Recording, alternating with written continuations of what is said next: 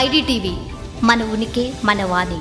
కేసీఆర్ ప్రభుత్వం అధికారంలో ఉన్నప్పుడు కీలక బాధ్యతలు వ్యవహరించిన సీనియర్ ఐఏఎస్ అధికారి స్మితా సబర్వాల్ వాహనాల అద్దె విషయంలో ఆరోపణలు ఎదుర్కొంటున్నారు. ఏకంగా 61 లక్షల రూపాయల నిధులను పక్కదారి పట్టించారంటూ ఆమెపై ఎలిగేషన్స్ వచ్చాయి.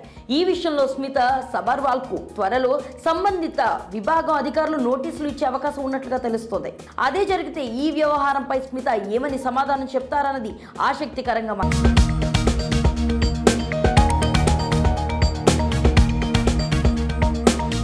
రేవంత్ రెడ్డి ప్రభుత్వానికి ముందు కేసీఆర్ ప్రభుత్వం అధికారంలో ఉన్నప్పుడు సీనియర్ ఐఏఎస్ అధికారి స్మితా సబర్వాల్ తెలంగాణ ముఖ్యమంత్రి కార్యాలయం అదనపు కార్యదర్శి హోదాలో కీలక బాధ్యతలు నిర్వహించారు. 2016 నుంచి సుమారు 7 ఏళ్లకు పైగా ఈ హోదాలో విధులు నిర్వహించారు.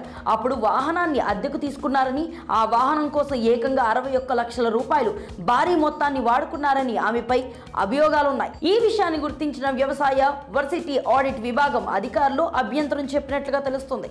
ఇందుకు సంబంధించి త్వరలోనే స్మితా సబర్వాల్ కు నోటీసులు పంపి వివరణ తీసుకునే అవకాశం ఉన్నట్లుగా సమాచారం అందుతుంది. యూనివర్సిటీకి సంబంధించిన నిధులను తన వాహనాల అద్దె చెల్లింపులకు వాడుకోవడం ఏంటంటూ ప్రొఫెసర్ జయశంకర్ వ్యవసాయ యూనివర్సిటీ ఆడిట్ సిబ్బంది అభ్యంతరం చెబుతున్నారు. ఈ విషయాన్ని యూనివర్సిటీ వీసీ కూడా ధృవీకరించారు.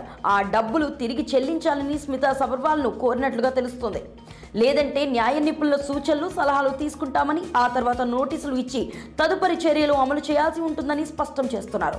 ఈ విషయంపై స్మితా కూడా జాగ్రత్తగా వ్యవహరించాలని నిర్ణయం తీసుకున్నారట. తాను చేసిన పనిలో తప్పు లేదని నిరూపించుకునేందుకు ఉన్న అవకాశాలన్నింటినీ పరిశీలిస్తున్నారట. కేసీఆర్ ప్రభుత్వం ఉన్నప్పుడు ఓ వెలిగిన ఐఏఎస్ ఆఫీసర్లో స్మితా సబర్వాల్ కూడా ఒకరు. ఆ తర్వాత రేవంత్ రెడ్డి ప్రభుత్వం వచ్చాక ఆమెకు ప్రాధాన్యత తగ్గిపోయింది. ఇందులో వాహనాల అద్దె రూపంలో యూనివర్సిటీ నిధులు వాడుకున్నారంటూ ఆరోపణలు వెలుగు వచ్చాయి. ఇది ఎక్కడి వరకు వెళ్తుంది అన్నది చర్చనీయాంశంగా మారింది.